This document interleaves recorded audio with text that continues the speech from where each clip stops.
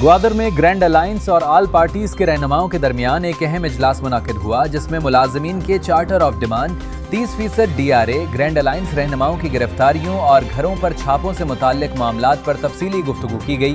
Grand alliance के रहनुमाओं ने इजलास में वाज़ेह किया कि वो आइन के दायरे में रहते हुए पुरअमन और जमहूरी जद्दोजहद पर यकीन रखते हैं और किसी भी गैर जमहूरी या पुरतशद्दुद अमल से लाताल्लुक हैं। उनका कहना था कि सूबाई हुकूमत खुद मुतालिबात को जायज़ तस्लीम करने के बावजूद हट धर्मी का मुजाहरा कर रही है और पुरअमन एहतजाज को दबाने की कोशिश की जा रही है। इजलास में फैसला किया गया कि ग्रैंड अलायंस मरकजी कॉल पर 14 जनवरी को सुबह 9 बजे से 2 घंटे के लिए सीरतुन नबी चौक पर पुरअमन धरना देकर शाहराह को ट्रैफिक के लिए बंद किया जाएगा। मजीद ये भी तय पाया कि अगर किसी रहनुमा या कारकुन को गिरफ्तार किया गया तो आल पार्टीज इज्तिमाई गिरफ्तारियां पेश करेगी।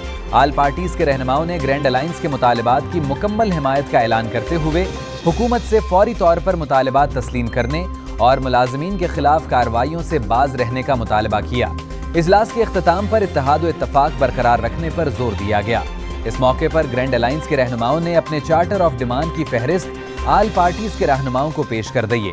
ग्रैंड अलायंस का आल पार्टीज के साथ मुनक्कदा इजलास में हक दो तहरीक के चेयरमैन हुसैन वाडेला, BNP मैंगल के ज़िले सदर माजिद सहराबी, नेशनल पार्टी के तहसील सदर वलीद मजीद, जमीयत उलमा इस्लाम के मरकजी रहनुमा मौलाना अब्दुल हमीद इनकलाबी, जमात इस्लामी के अकबर रमज़ान, PTI के रहनुमा मौला बख्श मुजाहिद व दीगर ने शिरकत की।